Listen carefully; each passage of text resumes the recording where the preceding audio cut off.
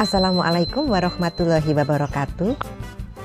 Bertemu kembali dengan saya, Dr. Sofi. Sobat sehat, akreditasi bukan sekedar dokumen. Ada 5 cara penilaian dalam akreditasi yang dikenal dengan RDOWS. R adalah melihat dokumen regulasi, yaitu SK, pedoman, panduan, dan SPO. D. Melihat dokumen bukti implementasi. O. Melakukan observasi. W. Melakukan wawancara. Dan yang terakhir S. Meminta dilakukan simulasi. Ini untuk membuktikan apakah sobat sehat sudah melakukan kerjakan yang ditulis dan tulis yang dikerjakan. Channel YouTube Dr. Sofi dibangun untuk itu semua. Ada regulasi internal seperti SK, pedoman, panduan, dan SPO. Ada dokumen bukti pelaksanaan saat observasi yang dilihat sama dengan yang ada di regulasi dan dokumentasi.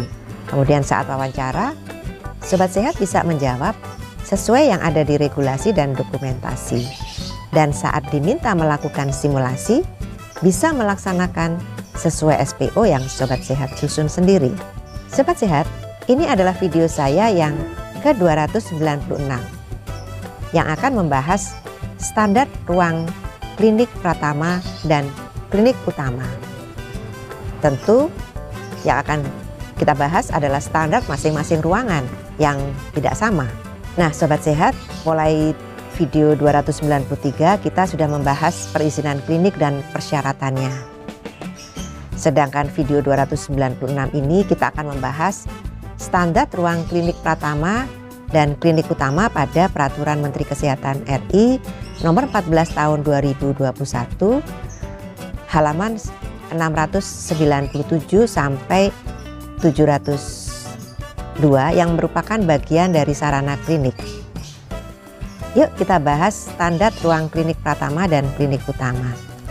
Standar ruang klinik pratama dan klinik utama tercantum pada tabel di halaman 697 sampai 702 dari Permenkes RI nomor 14 tahun 2021 tentang standar kegiatan usaha dan produk pada penyelenggaraan perizinan berusaha berbasis risiko bidang kesehatan.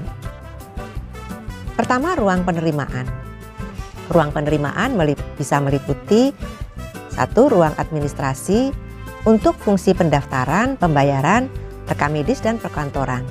Luas ruang disesuaikan dengan jumlah petugas dan penyimpanan rekam medik. Ruang bisa bergabung tetapi memiliki fungsi masing-masing yang jelas. Ruang perkantoran dipisahkan dengan ruang administrasi pelayanan. Kemudian yang kedua, ruang tunggu. Luas ruang tunggu disesuaikan kebutuhan kapasitas pelayanan. Dapat digabung dengan ruang administrasi, dilengkapi dengan kursi dan tempat sampah tertutup, dan nyaman bagi pasien. Kemudian berikutnya, ruang pelayanan medik. Ruang pelayanan medik meliputi pertama ruang pemeriksaan umum atau ruang konsultasi atau diagnostik. Nah, di sini luas ruang paling sedikit 7 meter persegi. Disediakan wastafel dan fasilitas disinfeksi tangan. Tidak perlu ada klinik yang khusus memberikan pelayanan gigi dan mulut. Kemudian sesuai dengan kebutuhan masing-masing spesialistik. Pemeriksaan diagnostik dapat bersatu atau terpisah dengan ruang konsultasi. Contoh, pemeriksaan USG. Kemudian berikutnya ruang tindakan. Apabila terpisah dari ruang pemeriksaan, luas ruang tindakan paling sedikit 7 meter persegi. Ruang pemeriksaan umum atau konsultasi dapat bergabung dengan ruang tindakan. Jika ruang pemeriksaan umum atau konsultasi bergabung dengan ruang tindakan, maka luas ruang paling sedikit dapat menampung 2 tempat tidur. 1 untuk tempat tidur periksa umum atau konsultasi, dan 1 untuk tempat tindakan dan dibatasi dengan tirai, tentu sesuai dengan persyaratan dan jenis tindakan. Selanjutnya, ruang gawat darurat. Paling sedikit ruang gawat darurat luasnya adalah 7 meter persegi. Terletak di bagian depan bangunan. Di ruang gawat darurat tersedia minimal tempat tidur periksa atau tindakan. Kemudian emergency kit, outlet atau tabung oksigen. Selanjutnya kita bahas ruang rawat inap. Luas disesuaikan dengan jumlah tempat tidur. Jumlah tempat tidur di klinik adalah antara 5 sampai 10 tempat tidur.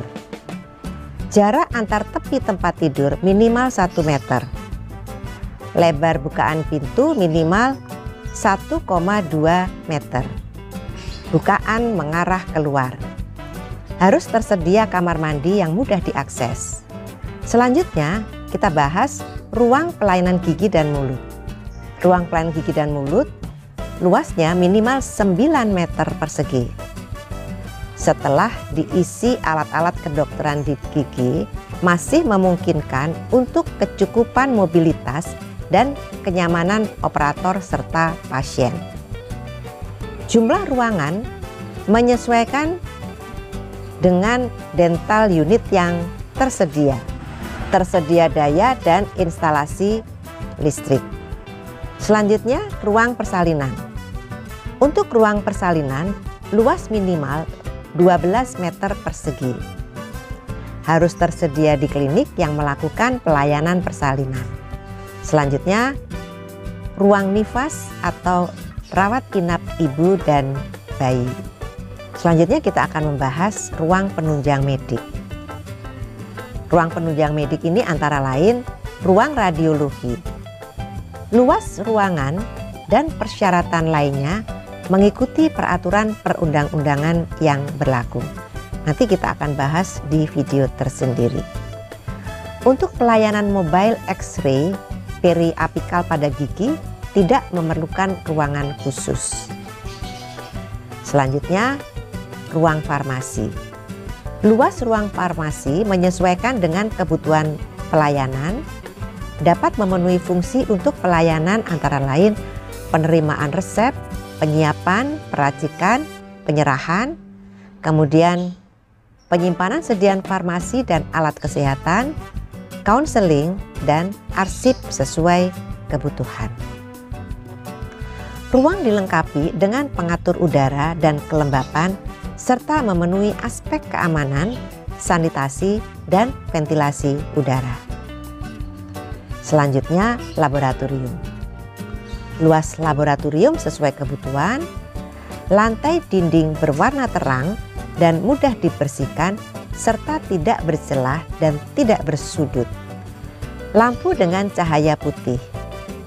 Ruangan dilengkapi dengan pengatur udara dan kelembapan serta memenuhi aspek keamanan, sanitasi, dan ventilasi udara ruangan. Selanjutnya, fasilitas atau ruang sterilisasi. Fasilitas atau ruang sterilisasi ini untuk klinik rawat jalan dapat bergabung dengan ruang lain. Sedangkan untuk rawat inap harus tersedia ruangan tersendiri dengan luas sesuai kebutuhan. Selanjutnya kita bahas ruang penunjang non-medis. Ruang penunjang non-medis antara lain ruang ASI yang luasnya sesuai kebutuhan. Kemudian gudang umum luas sesuai kebutuhan. Kamar mandi dan WC harus disiapkan yang jumlah kamar mandi dan WC disesuaikan dengan kebutuhan dan memperhatikan kebutuhan penyandang disabilitas dan lansia. Bukaan daun pintu kamar mandi dan WC mengarah keluar. Pengecualian untuk klinik yang ada di pusat perbelanjaan, WC bergabung dengan yang ada di pusat perbelanjaan. WC terdapat railing pegangan. Kemudian ruang jaga petugas, luas sesuai kebutuhan. Lalu ruang dapur atau pantry, luas sesuai kebutuhan. Parkir kendaraan bermotor luas sesuai kebutuhan. Tempat parkir ambulans luasnya sesuai kebutuhan. Sobat Sehat, selanjutnya kita lihat di video tabel 1 tentang standar ruang klinik pratama dan klinik utama. Di dalam tabel ada plus minus, yang artinya plus itu harus ada, sedangkan plus atau min itu boleh ada, boleh tidak. Sobat Sehat, silahkan melihat secara lebih rinci pada Peraturan Pemerintah RI nomor 5 tahun 2021, kemudian Permenkes RI nomor 43 tahun 2013, Permenkes RI nomor 74 tahun 2016, Permenkes RI nomor 24 tahun 2020, Permenkes RI nomor 26 tahun 2020, Permenkes RI nomor 14 tahun 2021.